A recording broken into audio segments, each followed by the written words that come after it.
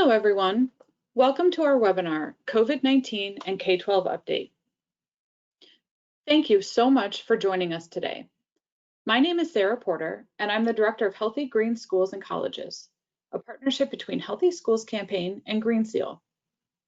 Formerly called Green Clean Schools, this program leverages more than a decade of Healthy Schools Campaign's work, along with Green Seal's additional expertise, providing even more resources for creating healthy, sustainable, and effective cleaning and facility management programs.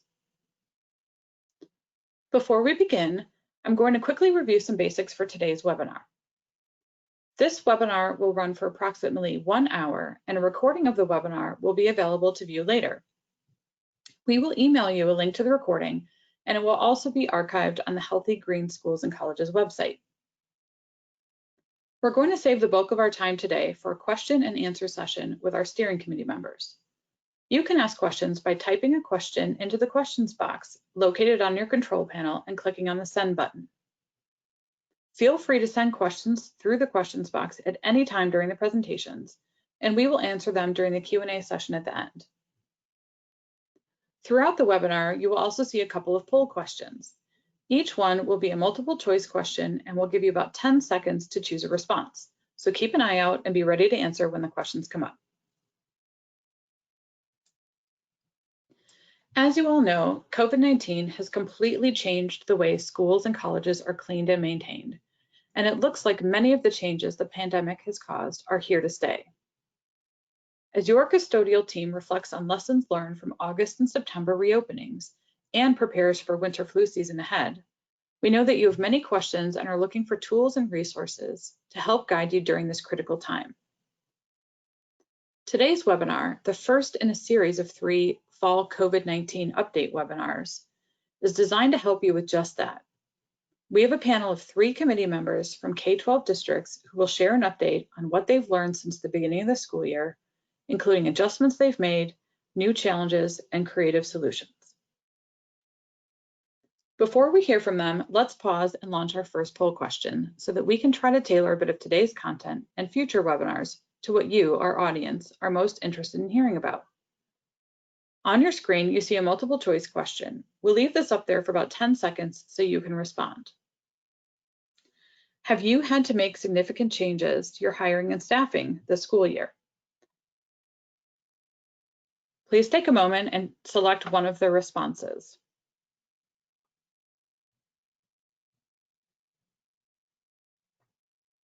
We're going to leave this up there for another 5 seconds.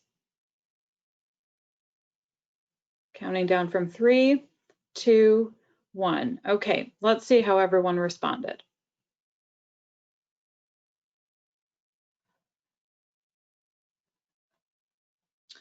Okay, it looks like, an interesting split. And about 53% of folks said that their staffing has remained the same. 32% have said that they're struggling to find workers, and 16% have hired new personnel into their custodial team. That's helpful to understand. We know that figuring out good staffing solutions right now can be a challenge. And so we'll definitely work to think about that and include some more information about staffing in future webinars. So thanks everyone for your responses. And before we move on to our speakers, I want to share one important note. The information shared during this webinar is for general informational purposes only.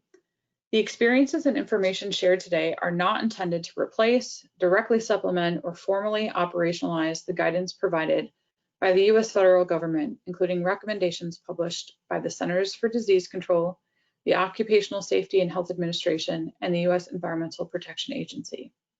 We encourage you to visit those federal agency web pages if you're seeking formal instruction on how to develop or update your cleaning protocols in response to COVID-19 or any public health emergency. We will include links to these resources in our follow-up email. Today's webinar is a knowledge sharing event in which the leaders of green cleaning and building operations in K-12 districts will share their experiences.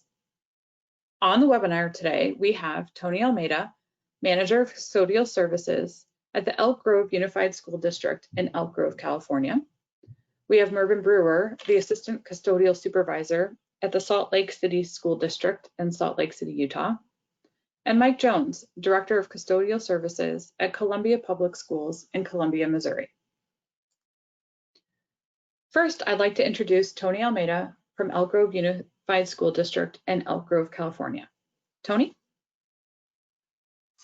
Good morning, everybody. Hope all of you are doing safe and well. Thanks, Sarah. My name is Tony Almeida. I'm currently the custodial manager for Elk Grove Unified. We are, for those of you that don't know where that is, it's probably about 15 minutes from Sacramento, California, the capital of California. We are currently the 5th largest school district in the state of California. We have approximately 67 schools, about 6,200 employees, about 63,000 kids, covering about 320 square miles. And our custodial staff consists of about 300 permanent employees and anywhere from 40 to 60 active substitutes, which of course has been a big challenge for us, but we'll talk about that a little bit more here in a few minutes.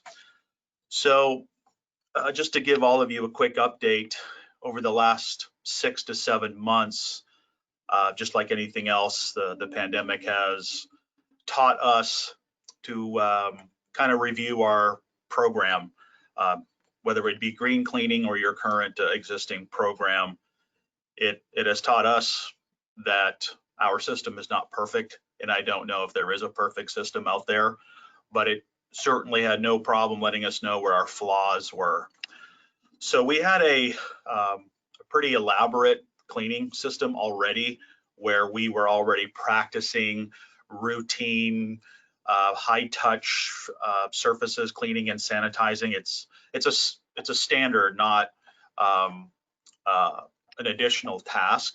So we were already doing that. So when COVID hit, it hit hard and really didn't affect us that much. The only thing that it did do was kind of have us review our current custodial program or model. And over the last several months, we've done a lot of work in enhancing that program or refreshing the program. We have implemented cleaning programs for each and every school site, just because they're all a little unique in their own special way. We've enhanced our microfiber program. We started very slow, and of course, the pandemic hit, and that kind of accelerated purchasing power, I guess you can say. So we've increased our microfiber cloths to each and every school site. And it's the little challenges that kind of throw you for a loop. A lot of our facilities don't have laundering capabilities. So if you're purchasing or making an investment in microfiber cloths, you're going to need to launder them. So even something that simple, we had to get our plumbers involved. We had to do some reworking of our water lines and drains. So we were finally able to get that done. So we've enhanced that microfiber program. We've enhanced, I think I talked about this earlier, our cleaning program to include pictorials, checklists.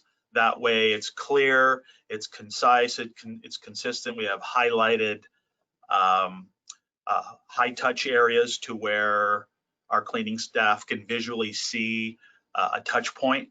So we've done that. We have we were already in the process of using on-site generation, and we're incorporating restroom checklists, which we already had, but it's just like everything else, things just kind of get away from you every once in a while. So we've brought our restroom checklist program back and frequently check those every 1 to 2 hours as necessary. What we've done so far in the last 6 months, because we're still not open, we have no students in schools. We have small day camps at about 20 of our school sites, and they range anywhere from 5 to 20 students, and very minimal. So that's where we are right now. I'm hearing that we may reopen next month, but it'll be in a hybrid or transitional model. But things change each and every single day. So until it's, brought to me by our superintendent in writing that we're opening, it's anybody's guess when we are. But we've been pre-planning for the last 3 months. And I know that may sound easy, but it's not. Earlier on, we had supply chain issues. And right now, believe it or not, paper towel dispensers are a hot commodity, and we're having some challenges getting those. But what we've done so far is we've done a lot of education behind hand washing. We've done a lot of education on the training, being that we can no longer see our staff in person. We have resorted to Zoom or another online platform. So that's been challenging, getting our staff up to speed on a visual training, being that we have to meet with them. We used to meet with them monthly in person, but unfortunately now everything is online, and getting folks online is, of course, always there's always some technical issues. We have done all of our COVID signage, face coverings, proper wearing of face coverings, believe it or not, social distancing, lawn signs, floor decals. We've done a lot of that. We have a combination of teachers teaching in person and in school. So we have a very unique combination. And of course, our custodial teams are back to full duty, and they have been back since early June. Our schools are, in my opinion, in best shape they've ever been in a very long time. So that's great. We were able to get down and dirty with some additional deep cleaning. We have instituted mobile PPE cabinets. So what that means is we have applied these portable cabinets with all of the basic PPEs, children's masks, adult masks, face shields, gowns, hand sanitizer. So everything is in a cabinet at each and every school site. So when there is a need, they can just go to the cabinet. We've installed some plexiglass barriers at some of our public spaces, mainly in the front offices, career center, counseling, and in some areas around campus where psychologists have assessments with students. We are incorporating hand sanitizers in classrooms, which we've never done before, where there is no availability to sinks, because not all of our rooms have sinks. So that's been a challenge, believe it or not. And we've incorporated some electrostatic sprayers into our system. But that's where we are today. The biggest challenge for Elk Grove right now is staffing.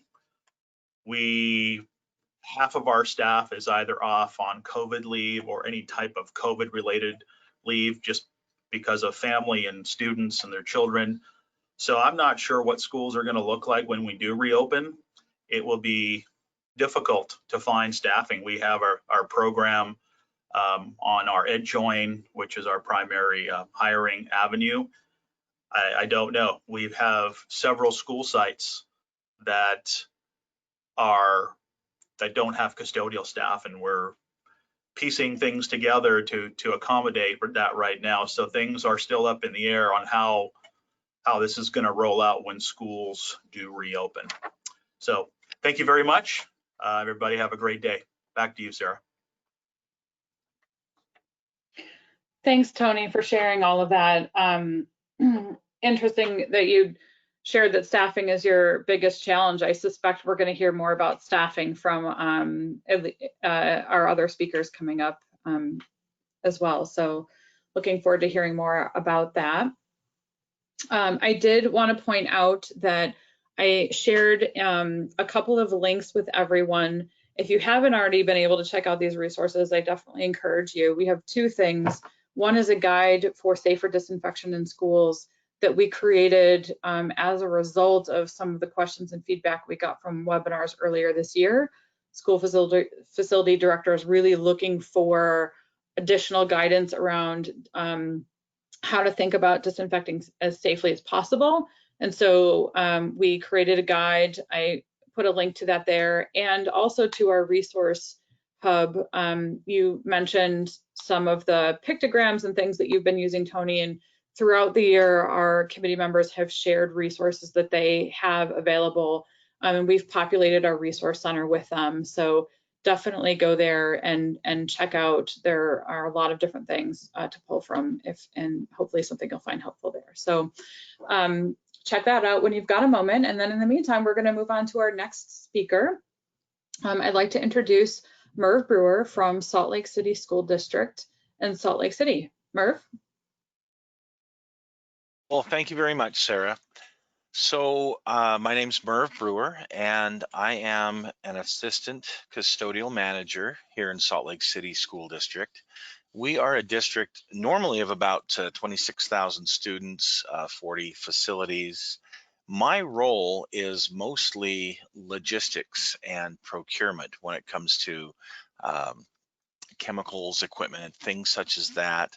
I perform inspections, and I do a lot of the training for our crews, and that's what my role is here.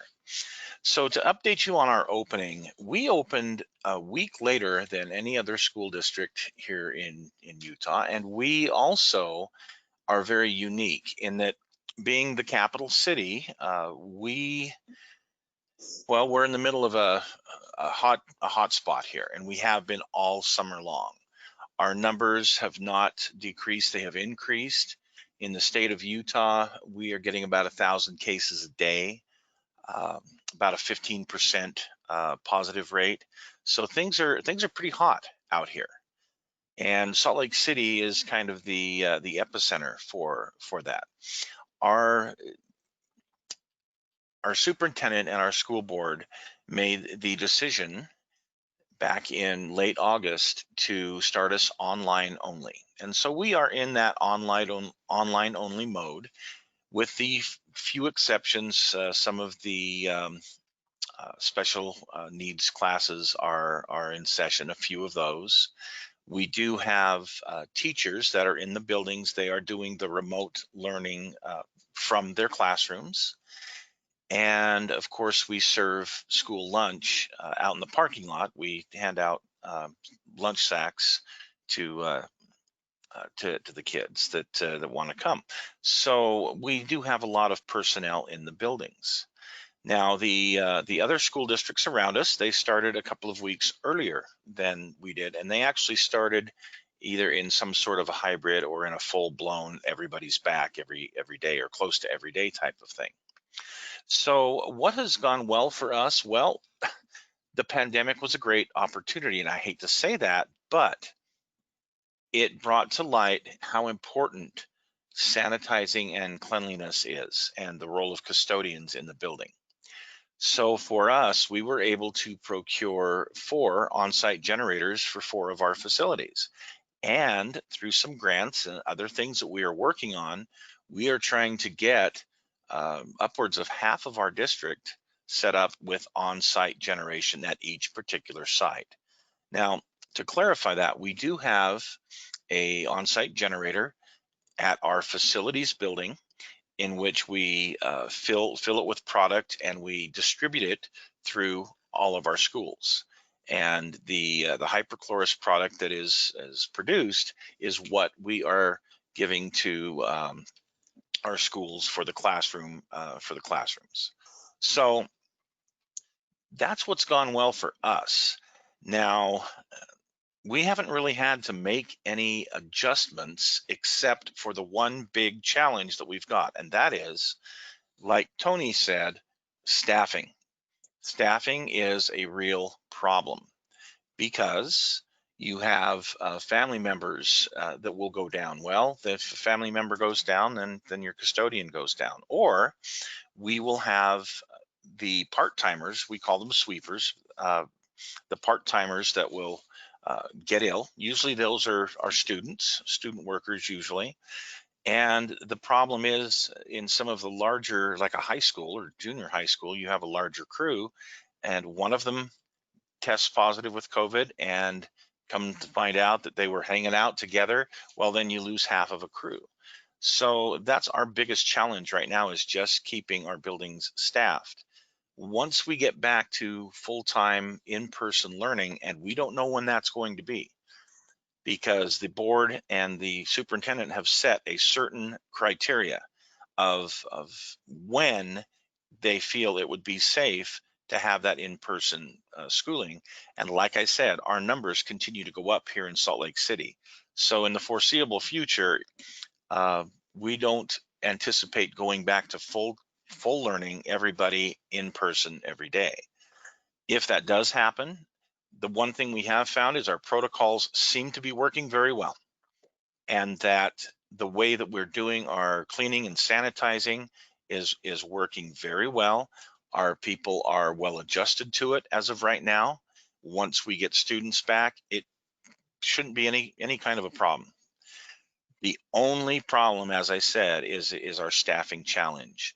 And if we need to, we have been approved to give folks overtime, and in some cases we've had to do that. We've had to offer, let's say, somebody from a night position overtime to work a day position to make sure that a school is covered. But right now, that's how we're addressing them. And right now, we don't have a lot of the challenges that many other places do. In talking with some of the other school districts nearby here in the what we call the Wasatch Front around Salt Lake City, they are back full time. They aren't having much in the way of challenges because their protocols are working, their chemicals are working, the things they're doing are working well. Where they run into problems is the cafeteria staff, because they are in a confined space making lunches all day. If one of them gets sick, even though they're all wearing masks, they all have to be quarantined. So as far as custodial, they're not having issues much in the way of staffing issues, which is very good. So the one thing we have noticed a trend in is the high schools. Here in Utah, high schools open and high schools close because they get certain numbers of COVID cases. And well, that has to do with those kids not wearing masks when they go out in public and whatnot. So, and that's where I'm at.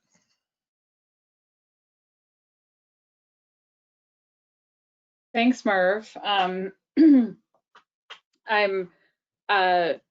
I sort of suspected we would hear more about staffing challenges, and thanks for sharing that. It sounds like overall you all have a great plan and protocol in place.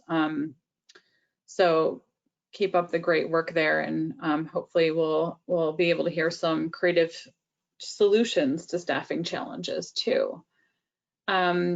We are going, before we move on to our final speaker, we're going to post one more poll question. It's going to work the same as before. You will see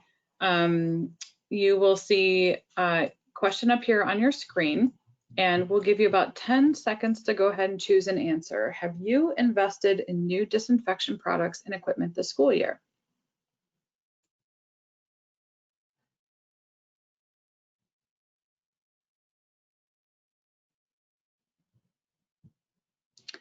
Okay, we're going to take this down in about 5 seconds.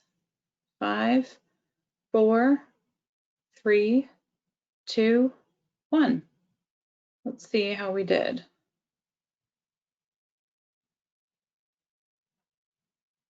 Okay, so 17% of folks in the webinar today said they are using a new product. 70% said they're using new product and new equipment to apply it, and 13% said they're using the same disinfectants. So this is definitely interesting, and we would love to hear more from you all about this. And I think if you're able to share a little bit more detail, you can go ahead and use the questions box for this. If you are using a new product and equipment and you're willing to share with us sort of why that need arose or how you identified that and what you switched to, it'd be great to know that.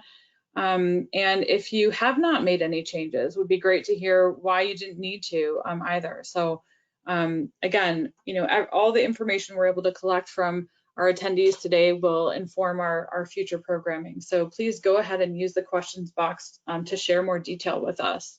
And also don't wait. If you've got questions you want to ask, go ahead and submit them now. And we are going to move on to our next speaker. Our last but not least, our final speaker, I'm going to introduce Mike Jones, the Director of Custodial Services at Columbia Public Schools in Columbia, Missouri. Welcome, Mike. Thank you, Sarah. I've been in operations management, warehousing, and custodial services for about 37 years. Began my career with Columbia Public Schools in 2002, and in 2014, I became the Director of Custodial Services. Our district has won 2 Green Cleaning Awards, the 2009 Best New Program and 2011 Grand Award with American School and University Magazine, and I'm currently on the advisory board with Facility Cleaning Decisions Magazine. Columbia, Missouri is halfway between St. Louis and Kansas City, and our main employer is the University of Missouri.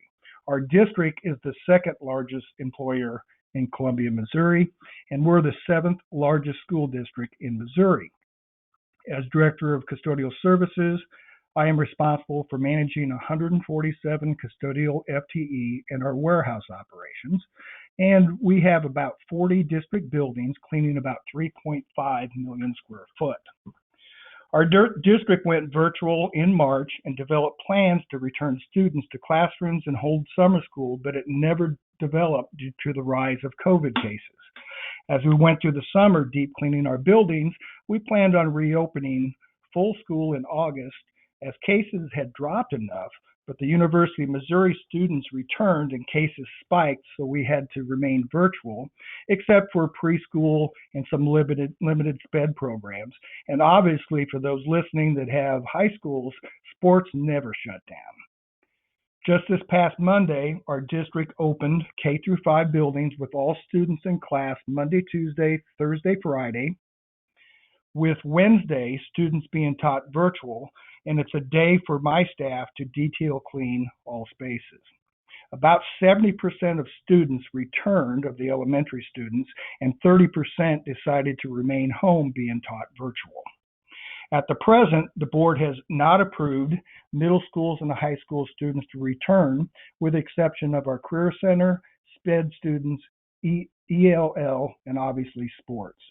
My understanding, this could change any time. There are no plans to bring middle schools back. I'm hearing possibly mid-November. High schools currently are planned January 2021. However, there's a lot of public pressure to return all, so this could change at any time. Back in April, it was decided, when we decided to shut down, our hiring of all hourly custodial staff, including custodial services, was shut down. I was at the time short 14 FTE, had 8 people pending to be hired, and I had to call the 8 people back and basically tell them, I'm sorry, we have a hiring freeze, we cannot hire you at this time. This made sense in a way with potential budget difficulties due to COVID, and there was always that possibility of furloughs or layoffs for my staff. However, we were able to keep all staff working.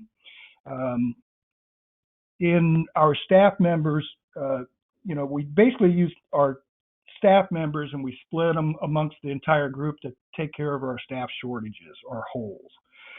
Just recently, we reached an agreement and sent 22 of our full-time custodial staff members to the University of Missouri, where they were short-staffed, and the university is paying 100% of salary and benefits. We just recently brought back our elementary staff at the university on Monday, since we reopened K-5. The big issue, I learned this the Friday prior to opening on Monday. I was directed to send an additional custodian to each of our elementary buildings to provide support and keep our buildings safe and healthy, constantly wiping down and disinfecting or sanitizing all of our most touched surfaces. What a challenge. We are currently 18 FTE short. 9 staff members remain at the university under contract, and we basically pulled 22 staff from secondary buildings, basically gutting our secondary buildings because they're all using, the majority of students are not in class and the teachers are teaching virtual. But teachers are in the building, so we have to clean up every classroom, and whatever the teacher touched, we have to re-clean it, pull trash, vacuum, mop floors, do what we need to do. I receive about 6 cases per week of COVID positive teachers or close contact. We must go back in and disinfect and sanitize and clean the spaces where they have been, basically cleaning the most touched surfaces, and then we follow back up with electrostatic spraying. All elementary students are eating breakfast and lunch in classrooms. This has created extra work cleaning up food and drink spills, removing trash after breakfast and lunch, and then we have to go back in and sanitize and disinfect the tabletops or student desks. Teachers are provided cleaning chemical, sanitizer effective against COVID, but as we know, some teachers just don't think it's their job because it's the custodial job. With cold and flu season starting soon, actually it's here, it's going to be a very big challenge. Since June, we've had 177 staff members become affected or close contact. Currently, we have 36 that are affected as positive or close contact, and 4 of those are from my department. Our secondary buildings, since being gutted to have minimum staff, are starting to complain. They cannot maintain the cleanliness of their buildings, and our department, provided additional staff because we pulled 22 staff members from secondary. Most of them are the 9 others at the university. So our secondary is very limited in keeping those buildings clean. My supervisors are laying bets that we'll be asked to continue providing additional staff members next week and throughout until infinity. We only promised, our district only promised, or our department only promised that we would only supply that extra person in every elementary for 1 week. Really, my job today is just to remain positive and accept changes on a daily basis. Thank you for listening today.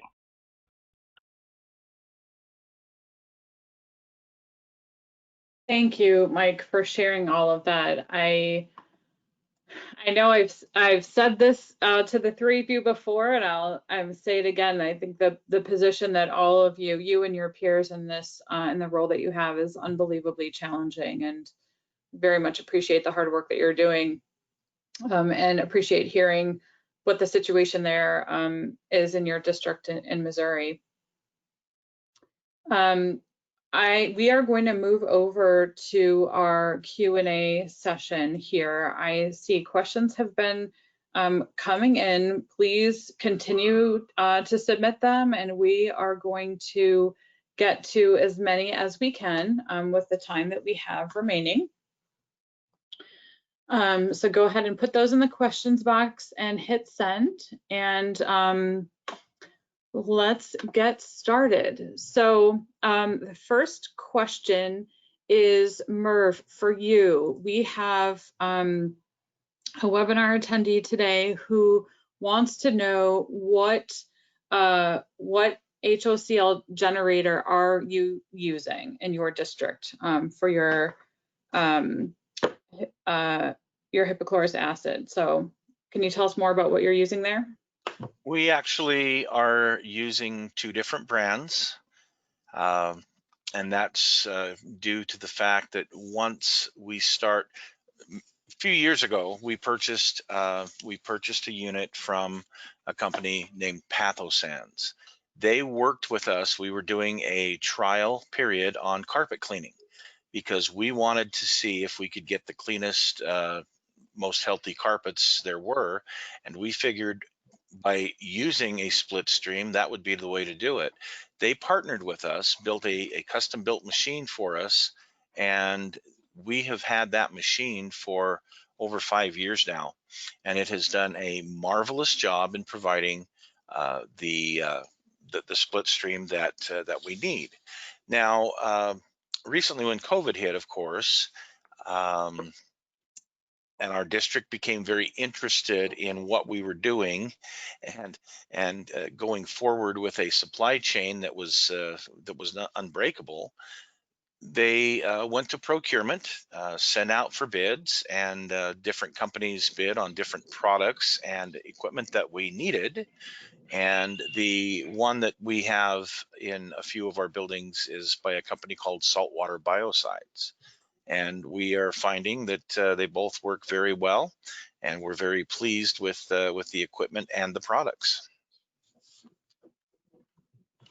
Thanks, Merv. This is Merv, you touched on this, but let's move over. This is a question for Mike. What is the most effective way to sanitize fabric and or carpeted areas?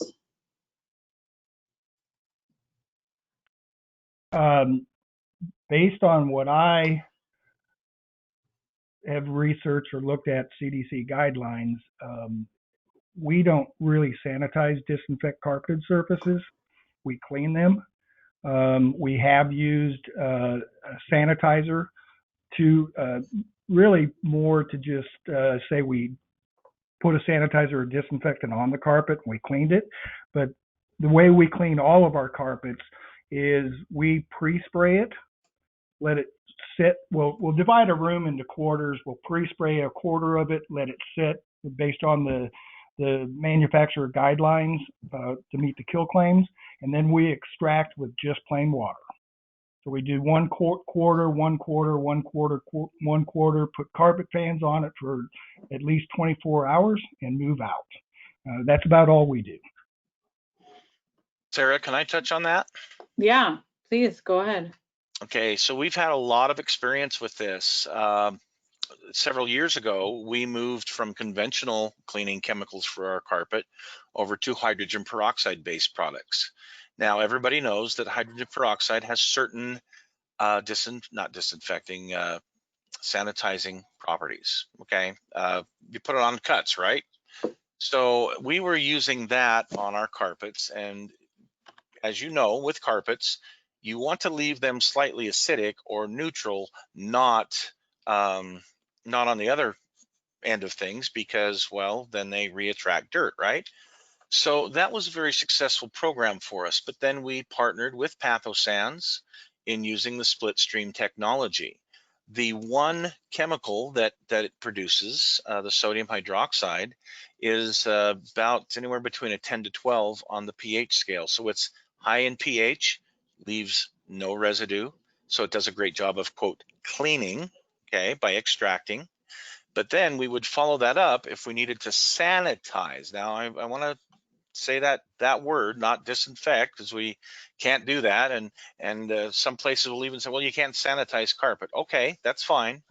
But if you're using hyperchlorous and it is considered a sanitizer on hard surfaces and whatnot, so at least we're putting that into the fabric, sucking it back out, so you can draw your own conclusions as to what it may or may not be killing or sanitizing or whatever. Those are conclusions you have to draw. However, that is what we use to take care of biological events on our carpets. That's helpful. Thanks for sharing, Merv. The next question, I'm going to ask each of you to answer this. One thing we've been hearing a lot about and talking a lot about is sort of, given the fact that this is, given the fact that this it seems that this virus is primarily transmitted in an airborne fashion, how do you, it's sort of a two-part question, how do you sort of balance the sort of hygiene theater demands happening, that we obviously want to make sure that schools are clean and safe and healthy places, but also balance the fact that there's kind of only so much disinfecting that you can do, and this is an airborne, primarily transmitted through airborne. So that's sort of the first part. And then the second part is, what are you doing about the air? Have you needed to address anything related to your HVAC systems, air filters, things like that? So Tody, I'm going to start with you. It's interesting that you say that, because we're just like most of us on the call, we've switched to MERV 13 filters. Of course, I don't manage that end of our department, but we used to use MERV 8s, and we've switched to MERV 13s, and of course they're triple the cost, but they do a lot more than just filter out the air. So that's one step that we've done. And the other part, and I'm still new to this and I'm still researching it, is how do we sanitize the air? And there are two companies or two processes, and again, I'm not very familiar with them. We're actually meeting with them here in the next week or so. And forgive my terminology, I think it's called bipolar ionization, and it requires probably some expensive equipment that I'm assuming goes in our HVAC ducts and does some wonderful things with ions and reduces the particulates in the air. But again, I'm not too educated on the science or the data behind all that, but I soon will be after next week. And the other interesting factor with air sanitizing is there's a lot of marketing media going around with humidifiers and dry vapor in the air. So I'm not sure how all that's going to work. We are exploring those concepts, just for the simple fact that it will add an extra complement to our cleaning program. Thanks, Tony. I think that makes me sort of think about future editions of our guidebook, and putting together some research and information around dealing with the air. It's not currently part of what's in the safer disinfecting resource that we have so far, so that's helpful. Mike, do you want to answer this question? Talk a little bit about how you're addressing air quality and or over disinfection of surfaces in your space, if you feel like that's an issue. Yeah, I'll just touch bases. I have nothing to do with the HVAC here. I can tell you we have a lot of old buildings. All of the HVAC units have been looked at by another department. They have upgraded to a MERV 13, but several of the HVAC units cannot use a MERV 13, so they have decided to replace the filters just more often. I think it was done quarterly. Now they're replacing it every 2 months type of thing. Our district is looking at some of the similar systems that Tony addressed, and they've met with some of these companies, but when they ask them, so how quickly can you get these to me? And they don't have an answer for that. So these new systems, yes, they're out there, but think about supply and demand. There's a big demand for it, and they don't have the supply. Concerning, I'll just say if we have a COVID case, it is very important if you have a COVID positive that you lock off that room and wait for 24 hours and allow anything that's in the air to settle down, because you don't want your custodial staff going in there and possibly getting affected. So we wait 24 hours. We go in and detail everything. We electrostatic spray the room, and then we let it sit another 24 hours before allowing anybody to come into the space. Thanks, Mike. That's helpful to know. Merv, is there anything that you'd want to add on this question? Yes. So our district was wanting to move to the MERV 13 filters. As many folks have found out, if you're not already doing something, when an emergency like this comes up, it's very difficult to try and change in the middle of an emergency. And so our district decided, well, let's go with MERV 13 filters. That's a great idea. Well, it is, except for the supply chain's broken. We immediately tried to order some 3 months out. We still have not got a delivery date on them. And like was said earlier, some of our machines, it's anticipated that some of our machines will not be able to handle the MERV 13s. So until we get them, we won't know. But in the meantime, We are changing out our MERV 8 filters on a every other month basis. Even though we don't have full students back all the time, we are at least doing that. We have changed some of our airflows so that our airflows are increased, so that we are trying to meet the guidelines to the best of our ability. Now, we aren't opening up doors and leaving doors propped open because, well, two things. One, people with guns come in, as we know, and two, so do pests, rodents, and things such as that. So we still have to try and meet certain criteria and not lose our minds because of we're just trying to do a piece of COVID. So we are doing the best that we can to meet the guidelines, but there again, there are supply chain issues. Thanks, Merv. I'm wondering, this will open, any one of you can jump in on this, but I'm wondering if someone has recommendations for what someone can do if they're, whether it's someone on the custodial staff or a teacher or parent or nurse, what can they do if their school administration is really pushing the use of quats over safer alternatives for disinfecting? How would you recommend they sort of approach that and that dilemma? Anybody want to jump in on that one? Merv can do that. So like so many other things right now in our world that are polarized, folks have a certain feeling about masks, for example. Those people that believe that masks do no good and they take away our freedom and all that kind of stuff, no matter what you tell them or what facts you may give them, it's never going to be enough to change their mind. And the same with those who believe that that same thing about masks, that the people who wear them are not going to take them off just because of what someone else says. So it's very difficult, particularly when you're dealing with site-based management in a lot of buildings where they already are set on a belief or an idea. It's very, very hard to change those. You can throw facts at them the best that you can about the less toxic alternatives we have in cleaning products or their higher efficacy. You can put that out there the best that you can. Fortunately, our administrative people listened to all of those things, and the fact that the supply chain was a big thing for them as well.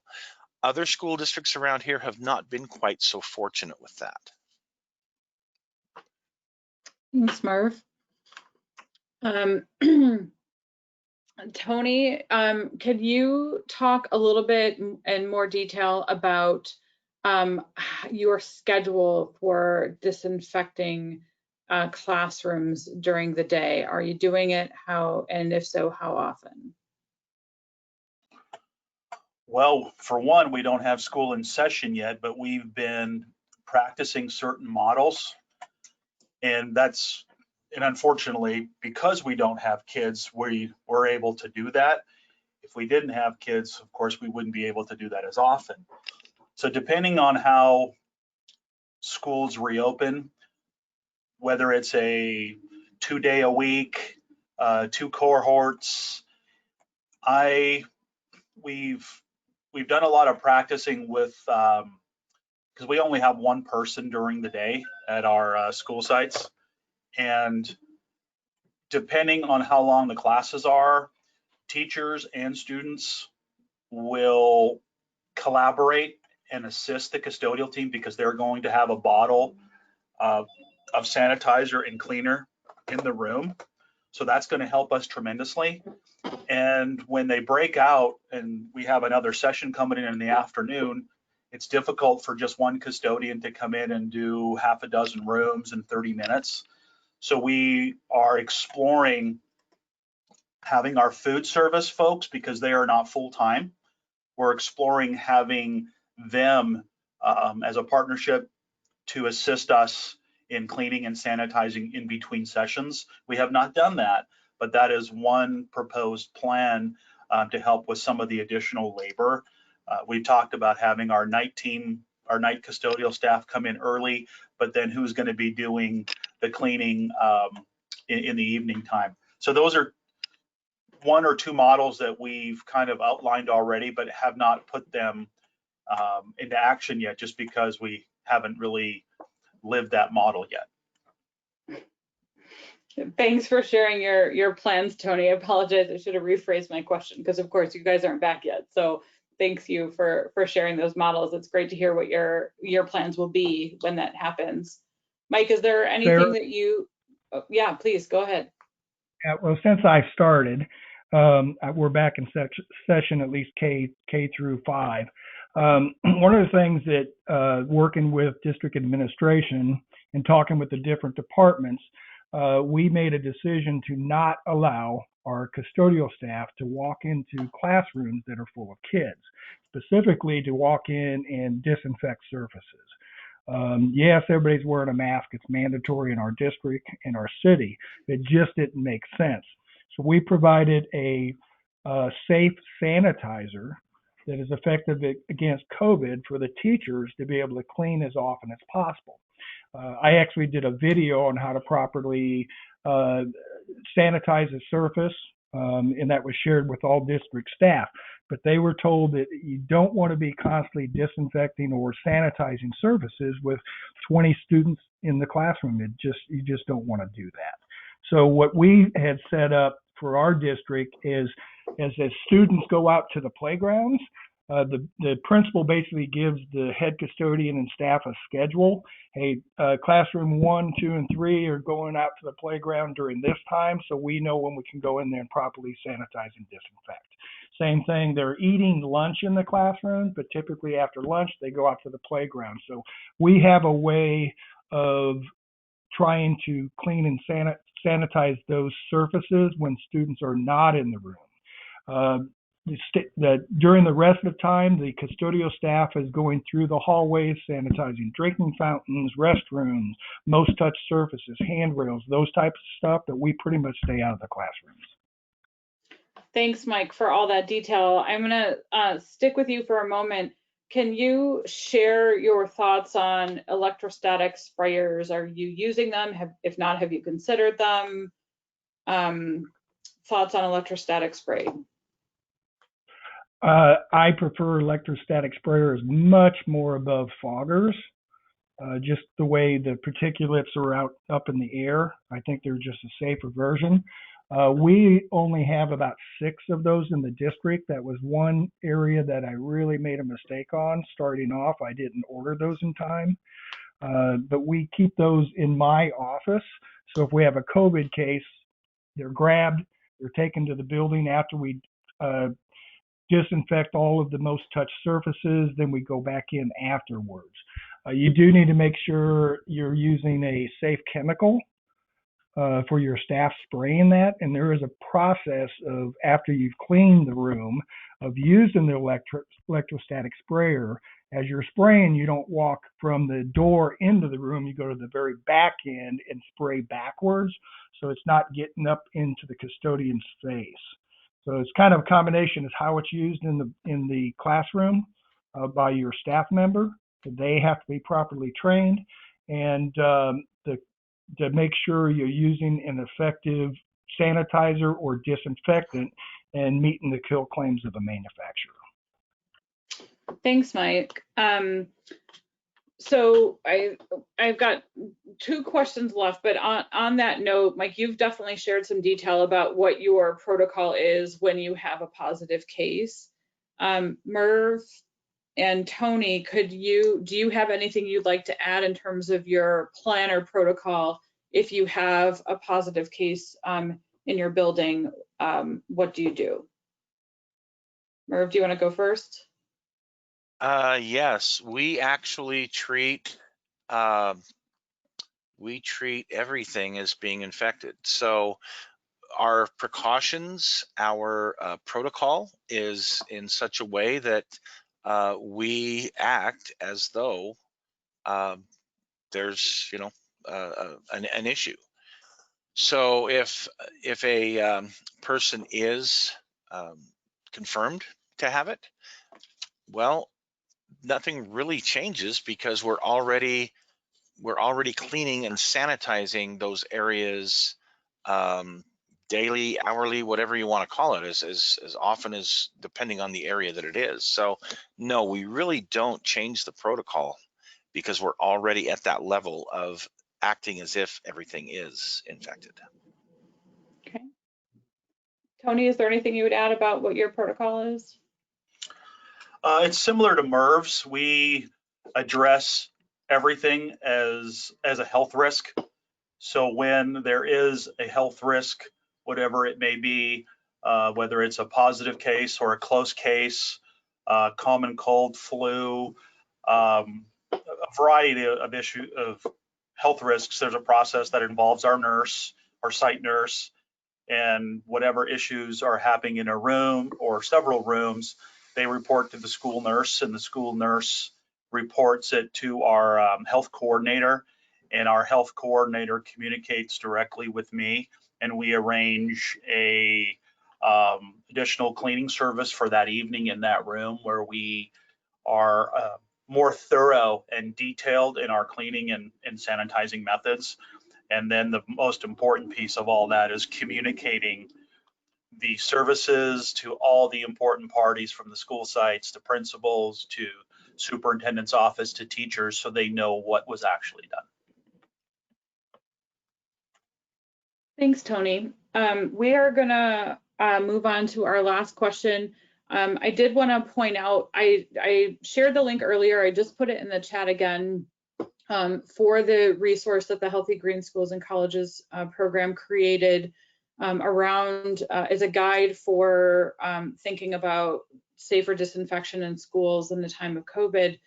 This was a guide that we assembled, again, as a result of some of the questions that came up in earlier webinars.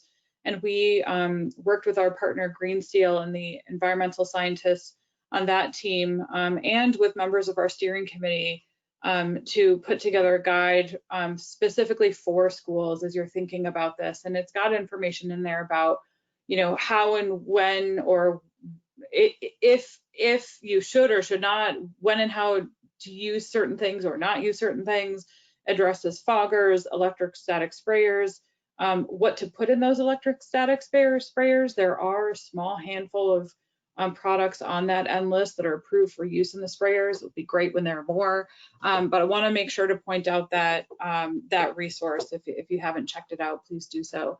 Our last question I'm gonna ask everyone to answer, and this circling back to the biggest challenge that each of you had shared around staffing in particular. I'm wondering if you can talk a little bit about how you all are supporting the mental health and really nurturing your custodial teams during this time when, you know, you're understaffed and the job that they have is obviously a challenging one. So wondering sort of how you're thinking about what you're doing to support them.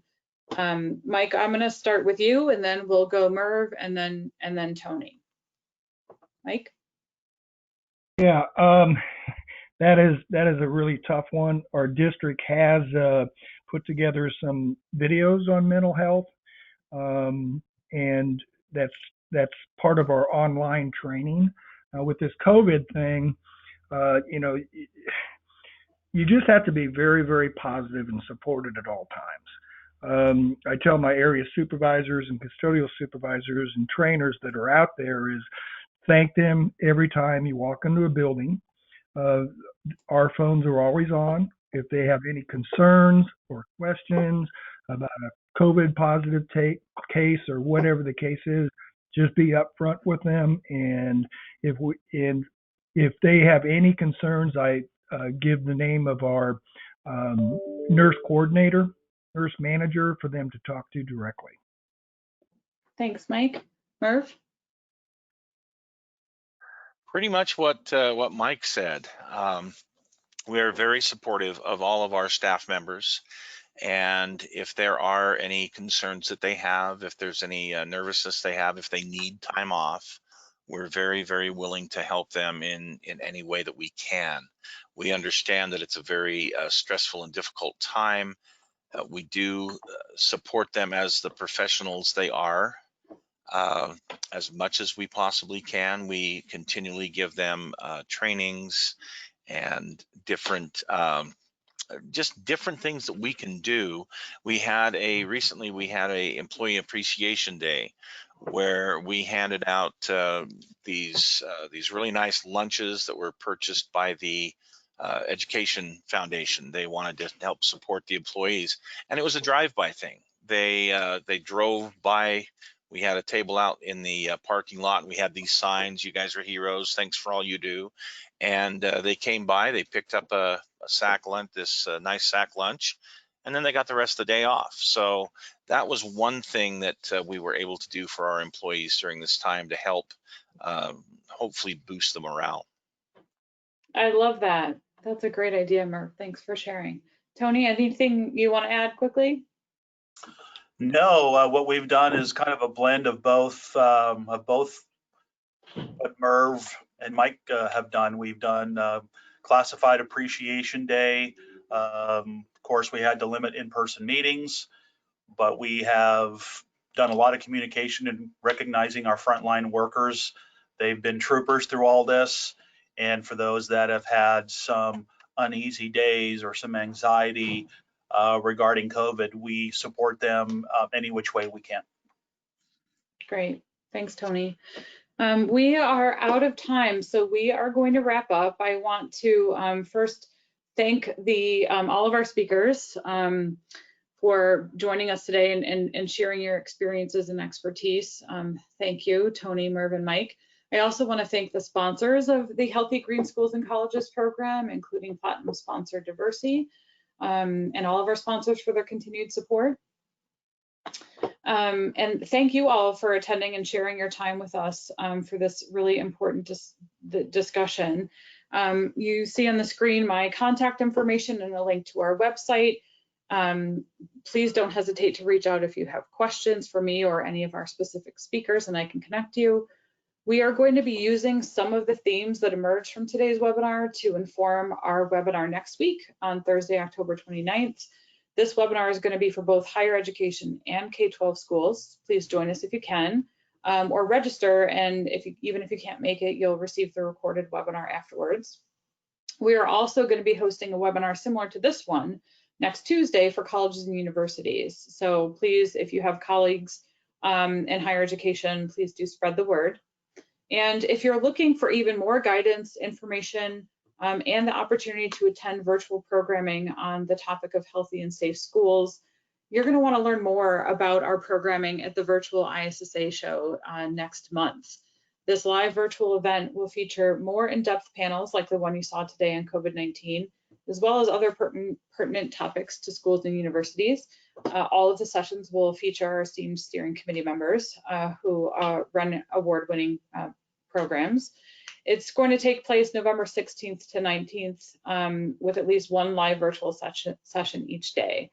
So you can learn more about that and learn how to register on the event section of our webpage. So please visit healthyggreenschools.org for more information.